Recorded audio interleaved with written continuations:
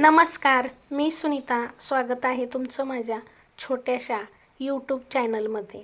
आजचा दिवस तुम्हा सर्वांना सुखाचा, आनंदाचा, आरोग्याचा जावो हीच ईश्वरचरणी प्रार्थना. तर मी आज माझ्या आईच्या पद्धतीने ईडलिंबाचं लोणचं बनवणार आहे आणि ईडलिंबाचं लोणचं खाल्लेलं आपल्यासाठी चांगलं असतं.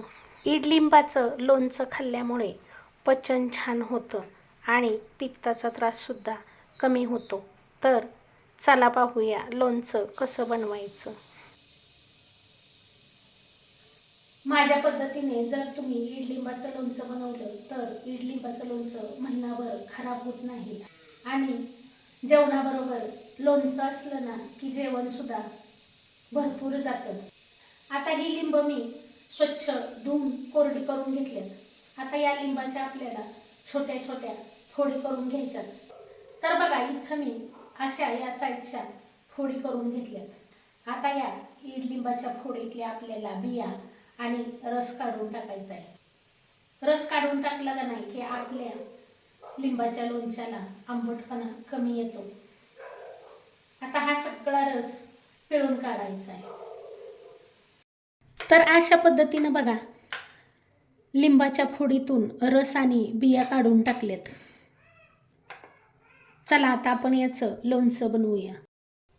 कढई चांगली कडकडीत गरम करून घेतली आणि थोडंसं जास्तच तेल घातलंय. तेल चांगलं कडकडीत गरम झालं की एक छोटा चमचा मोहरी घालायची. मोहरी तडतडू लागली की अर्धा चमचा जिरं घालायचे आणि या सर्व लिंबाच्या फोडी घालून घ्यायच्या. त्यानंतर आता गॅस एकदम स्लो करायचा. मीठ घालायचं. इथं मी लाल बेडगी मिरची पावडर घालते बरं का. ही मिरची पावडर तिखट पण आहे आणि यानं रंग सुद्धा चांगला येतो. तर मी इथं 1.5 चमचा लाल बेडगी मिरची पावडर घातली. त्यानंतर आता 1 चमचा गरम मसाला पावडर घालणार आहे आणि आता हे सर्व छान असं मिक्स करून घ्यायचं.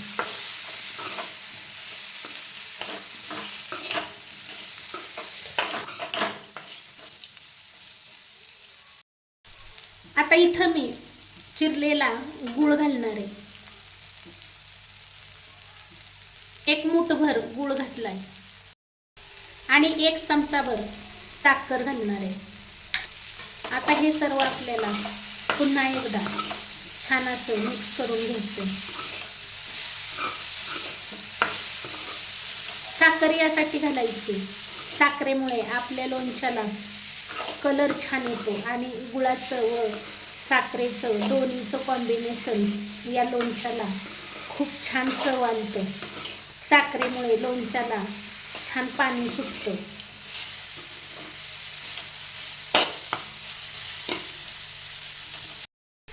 आता हे लोणचं शिजायला वेळ लागतो कारण याच्या साली जाड असतात. त्यामुळे आपल्याला इथं या लोणच्याला एक अर्धा ग्लास पाणी घालायचं आहे. लोणचं छान असं मिक्स करून घ्यायचं आहे.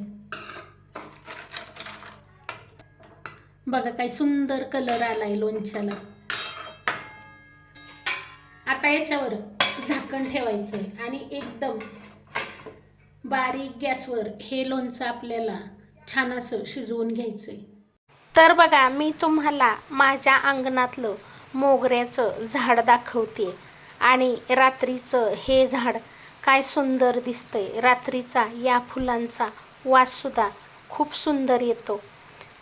ह्या झाडाकडे बघितलं की असं वाटतंय झाडावर जणू काय चांदण्याच बसल्यात. एवढं छान हे झाड रात्रीचं बघायला सुंदर वाटतं आणि वाससुद्धा खूप सुंदर येतो. तर बघा इथं आपलं लोणचं तयार झालं. मस्त असं पित्तनाशक पचनासाठी एकदम छान असणारं लोणचं तयार झालंय. मस्त असं शिजलंय.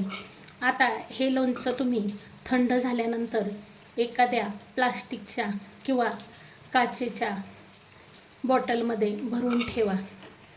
फ्रीजच्या बाहेर ठेवलं तरी हे लोणचं 8 दिवस छान राहतं आणि फ्रीजमध्ये ठेवलं तर महिनाभर मस्त राहतं.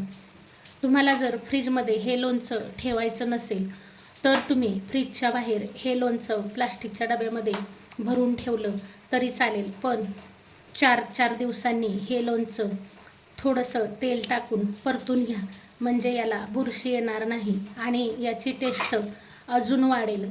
जसजसं हे लोणचं मुरेल तसतसं या लोणच्याची टेस्ट खूप छान लागते. तर असं माझ्या आईच्या पद्धतीने इडलिंबाचं लोणचं एकदा नक्की बनवून बघा आणि तुम्हाला माझा हा लोणच्याचा व्हिडिओ कसा वाटला कमेंट करून नक्की सांगा. पुन्हा भेटूया अशाच एका नवीन छानशा व्हिडिओसोबत. तोपर्यंत बाय बाय.